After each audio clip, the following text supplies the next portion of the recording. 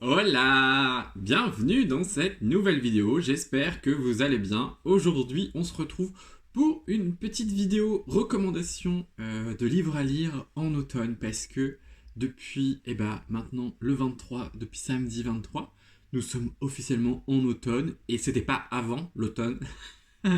C'est pas le 1er septembre l'automne, clairement pas, vraiment, surtout qu'en plus avec les températures actuelles. Là, ça commence un petit peu à descendre, donc on commence à sentir la bonne vibe automnale, mais avant, non. Non. Ok? Donc, je vais vous recommander quelques livres à lire pour l'automne qui, selon moi, se prêtent bien à la saison. Il n'y aura pas de livres tellement horrifiques parce que ce n'est absolument pas ce que je lis. Ce n'est pas des livres à thème halloweenesque, on va dire. C'est plutôt. Alors, il y en a un, peut-être, pourquoi pas, si vous voulez. Mais le reste se prête plutôt. Voilà, soit à la couverture, soit au thème abordé, soit au bon moment. Voilà, c'est pour moi le moment de découvrir si vous aimez lire par saison. Moi, je sais que c'est pas forcément quelque chose que je fais, mais ça m'arrive quand même. Je me laisse souvent porter, mais parfois je lis des trucs qui sont absolument pas de saison. Voilà, c'est comme d'ailleurs, je crois que toutes les lectures que j'ai faites, je les ai absolument pas lues au moment de la saison. Enfin, il me semble, je sais plus bien. Mais voilà. Donc, on va commencer tout de suite. J'ai 5 recommandations. On va essayer d'être assez rapide, assez concis. Je vais essayer de vous faire un petit résumé à chaque fois des livres et de vous donner en 2-3 mots mon avis sur le livre, parce que c'est évidemment des lectures que j'ai faites. Tout premier lieu, on va commencer par un qu'on ne présente absolument plus. C'est le tome 1 de la saga de Blackwater, qui est un tout petit roman, qui est tout aussi magnifique, édité chez Monsieur Toussaint Louverture, écrit par Michael McDowell. C'est juste sublime. Enfin, voilà, je peux pas. Donc, si Tom, ça je l'ai dit, c'est une saga parfaite pour l'automne. Moi, je l'ai commencé, enfin, automne, Halloween, parce que c'est un petit peu horrifique, mais sans trop l'être, parce que clairement, moi, c'est ce qui me freinait un tout petit peu, mais finalement, c'est une bonne saga. Donc on va y suivre une famille, la famille Castet, tout au long de sa vie, donc des années. Alors ça commence en, je sais plus bien, ils le disent pas forcément au début, mais en 1919 et on va aller jusqu'à assez loin parce que je vais pas vous spoiler plus que ça dans les autres tomes, mais on suit la famille Castet pendant quelques années quand même. Et là, on commence ce tome 1 avec la crue et l'apparition d'une femme étrange aux cheveux rouges qui se retrouve dans un hôtel toute seule et deux charmants monsieur vont l'aider à s'en sortir. Et de là va s'en découdre toute une histoire très sympa tout autour de la famille, tout autour de la place de la femme dans la famille, en quelque sorte, parce que voilà, on essaie de mettre toujours les femmes un peu en avant. C'est les femmes qui sont à la tête de la famille, ce ne sont pas les hommes. Les hommes sont plutôt là pour travailler, rapporter de l'argent, mais à côté de ça, les femmes ont quand même du pouvoir. C'est clairement assez bien, je trouve, clairement. Et j'avais adoré le tome, enfin j'avais bien aimé le tome 1. Le tome 2 m'avait laissé dubitatif, mais à partir du tome 3, vraiment, bam. Je l'ai fini cette année, la saga, j'ai enchaîné les 3 derniers tomes, clairement, parce que c'était super bien. Il me reste à me procurer le tome 5 et le tome 6, parce que j'ai que le tome de 1 à 4, parce qu'à ma médiathèque, ils avaient le tome 5 et 6, c'était plus simple, j'ai pu tout prendre d'un coup. Mais voilà, c'est une lecture que je referai parce que j'ai bien aimé et que je pense, en sachant tout ce qui se passe après, c'est bien de relire, je trouve. C'est plutôt pas mal. Je crois que je l'ai commencé l'année dernière pour l'automne aussi. Et du coup, je l'ai fini là en juillet, il me semble. Ou un petit peu avant, je sais plus. Mais c'est terminé. Donc voilà, je vous la recommande. Alors, il n'y a pas d'ordre dans tout ce que je vais vous présenter, mais voilà, si vous voulez quelque chose de très un peu automn vibe, mais avec des trucs d'Halloween et des couvertures qui sont très automn vibe, hein, on va pas se mentir, clairement les couvertures sont toutes plus sublimes les unes que les autres. Donc voilà. Le second, c'est le tome 1 de Mémoire de la forêt, écrit par Michael Brun-Arnaud aux éditions L'École des loisirs, illustré par Sanoé, parce que c'est très important, parce que c'est illustré et c'est très bien fait. Je vais essayer de vous trouver quelque chose sans perdre ce qu'il y a. Alors, une illustration du début, ça serait cool. Voilà. C'est magnifique. Si vous ne connaissez pas Mémoire de la forêt, alors là, c'est le tome 1. Le tome 1 se passe plutôt printemps, mais moi j'avoue tout ce qui est animaux, forêt, j'associe ça beaucoup à l'automne. Après, si vous aimez le tome 1, vous pouvez vous procurer le tome 2 que j'ai juste là. Voilà, que j'ai juste là, qui est clairement automne vibe de fou et pareil, qui est sublime. Alors je vais pas vous montrer d'illustration parce que ça vous éviterait de vous spoil, enfin quoique c'est des histoires différentes, mais je préfère pas être spoil, je préfère vous laisser la découverte. Donc c'est un livre jeunesse, mais clairement peut très bien être lu par des adultes parce qu'il y a 2 lectures pour moi, à mon sens, et ça permet d'avoir un regard un peu plus adulte sur certains sujets. On va y suivre l'histoire de Archibald le renard qui tient une librairie où sont déposés un livre en exemplaire unique écrit par tous les habitants du village ou des villes alentours. Et les gens écrivent un livre et le déposent là. Il n'y a qu'un seul exemplaire, il est vendu qu'une fois, tout ça. Et un jour, c'est Ferdinand Taupe va vouloir récupérer son livre. Malheureusement, ça va avoir été vendu.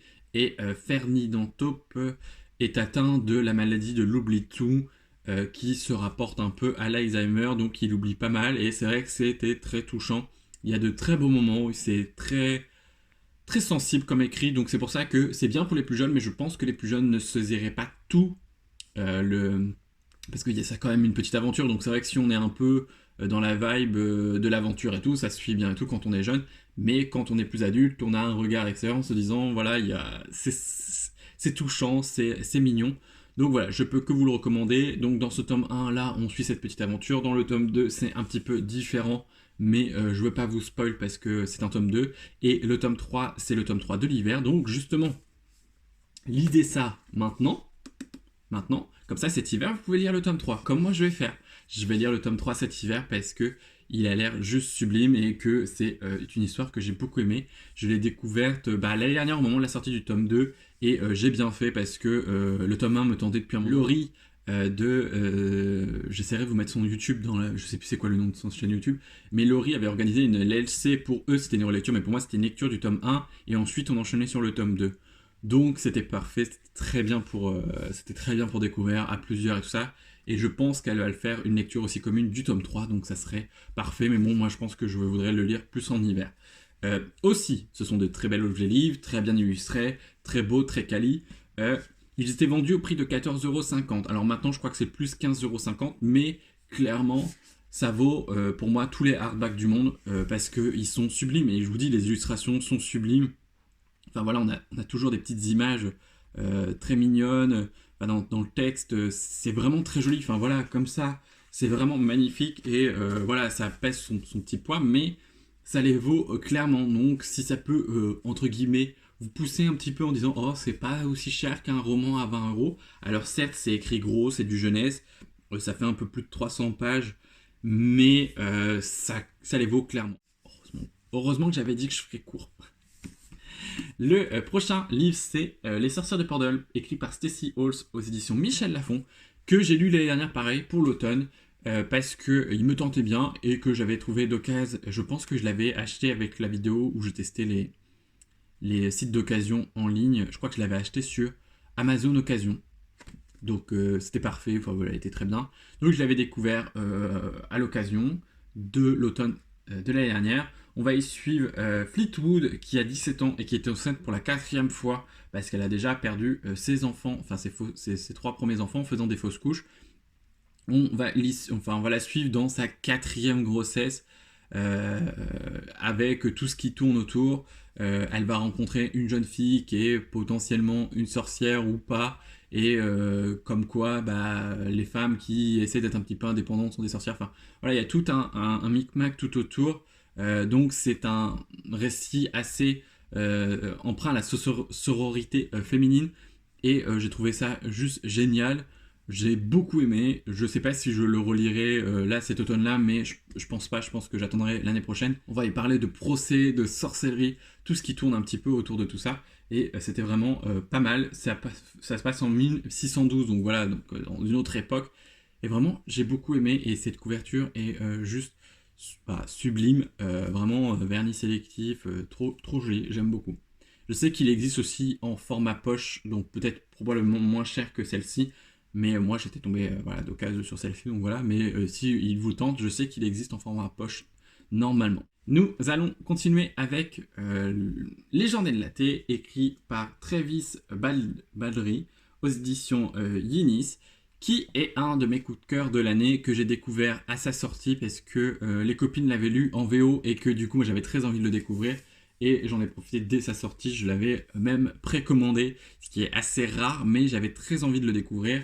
On va y suivre Vive, qui est une orque qui après une ultime bataille de mercenaires décide de se ranger entre guillemets et d'ouvrir dans un petit village paumé un café, sachant que le café personne ne connaît, donc voilà, va s'en tenir enfin voilà, va essayer de faire découvrir ça à son petit village. Je sais plus c'est quoi son nom, à la petite succube là, mais va s'en découdre une petite amitié vraiment toute mignonne.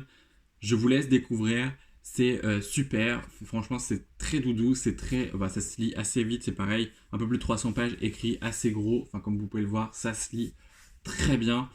Si vous lisez ce roman, je vous conseille de manger ou d'avoir à manger à proximité parce que on y parle déjà de café, ça clairement, mais on y parle aussi beaucoup de bouffe, de sucreries, et ça a tendance à donner faim. Ça, c'est vraiment le roman à lire cet automne. Clairement, si vous aimez la fantasy, si vous aimez le côté cosy, il s'y passe pas grand-chose en termes d'aventure et tout, mais c'est justement ce que veut le roman. C'est un truc cosy, fantasy, tout doudou, tout mignon, tout pipou. Donc vraiment, si vraiment vous avez envie de le lire, c'est le moment. Je sais que du coup, il est en train de sortir là très bientôt une nouvelle, enfin un truc supplémentaire de cette aventure-là. Mais pour l'instant, il sera qu'en VO. Donc je sais pas quand il sera traduit, mais je pense que de toute façon, dès qu'il sera traduit, je me le prendrai, je me le procurerai. Peu importe, je ne l'ai pas lu en octobre, mais je pense très bien que ça fera l'affaire. Enfin voilà, moi je voulais le lire dès que je l'ai reçu et j'ai très bien fait parce que j'ai adoré, j'ai passé un très bon moment. Et derrière, c'est écrit une tasse de fantaisie, des tranches de vie savoureuses et un zeste de romance. Nous allons passer au dernier roman de cette petite liste de recommandations. C'est Meute, écrit par Karine Rimberg aux éditions ActuSF. Alors malheureusement, les éditions ActuSF ont dû mettre la clé sous la porte pour le moment. Peut-être qu'un jour ça sera racheté, peut-être on ne sait pas, on n'en sait rien. Mais malheureusement, ça fait partie de ces ME françaises qui sont en difficulté et qui n'ont pas pu subvenir à toutes les hausses qui les accommodent et tout ça. Mais si vous pouvez vous procurer Meute, parce que j'ai hésité à le mettre dans cette sélection, mais clairement, c'est pareil, j'ai passé un très bon moment avec cette lecture et je voulais pas ne pas la mettre. Si vous pouvez vous le procurer, alors ils sont plus disponibles sur les sites de la maison d'édition, mais peut-être encore sur Amazon, peut-être qu'ils ont encore des stocks, peut-être dans votre librairie, peut-être d'occasion, que les gens vont pas les revendre à 100 000 euros, enfin 100 000 euros, j'exagère, mais une centaine d'euros le roman. Si peut-être qu'il est en médiathèque, empruntez-le. Trouver une copine qui l'a, un copain qui l'a. Enfin voilà, c'est vraiment une très bonne lecture.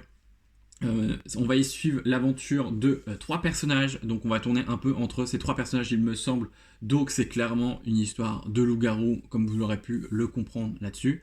Mais la particularité de ce roman, c'est qu'on est à la première personne, donc on incarne le personnage. C'est un petit peu déroutant au début, mais moi je m'y suis très bien fait, ça se lit assez bien. Pourtant ça fait 500 pages. C'est bien écrit, assez gros, assez espacé. J'ai passé un très bon moment. On va y suivre l'aventure de Nathanaël, Val et Calam, qui sont 3 personnages assez différents. Nathanaël est plutôt le gars solitaire, qui aime bien être tout seul, et le mec un petit peu aigri, qui aime la solitude et aime son calme à lui, aime être tranquille.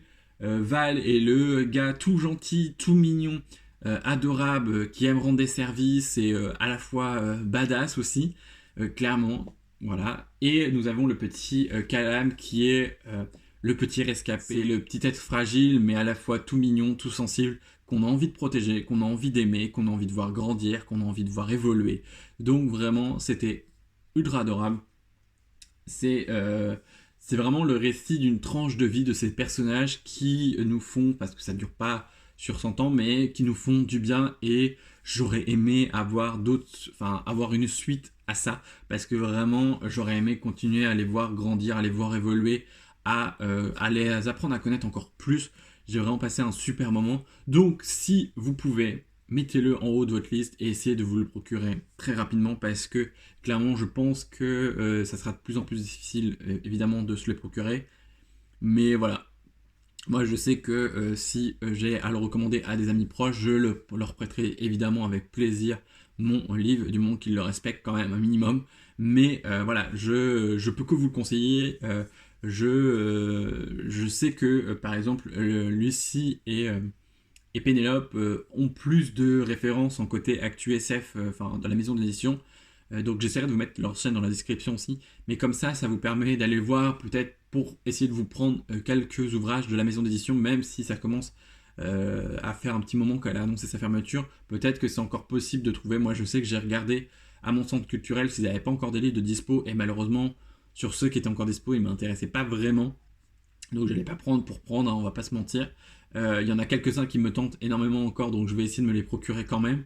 Mais voilà, comme beaucoup de choses, c'est comme les collecteurs, les gens dès qu'ils peuvent se faire un peu d'argent, là vont se dire ah bah je vais revendre mon livre, c'est un livre qui vaut 20,90, ils vont le revendre 40 euros parce qu'ils savent très bien qu'il n'est plus édité et qu'il va être assez rare de se le procurer quoi. Donc voilà pour la petite sélection du jour. J'essaierai de vous faire aussi une petite sélection pour cet hiver, même si j'ai moins de romans hivernales que j'ai lus ou que j'ai gardés dans ma bibliothèque, parce que c'est vrai que je pense, ou alors je ferais que j'aille sur Libredict, mais c'est vrai que moi je suis quelqu'un qui garde pas ses livres.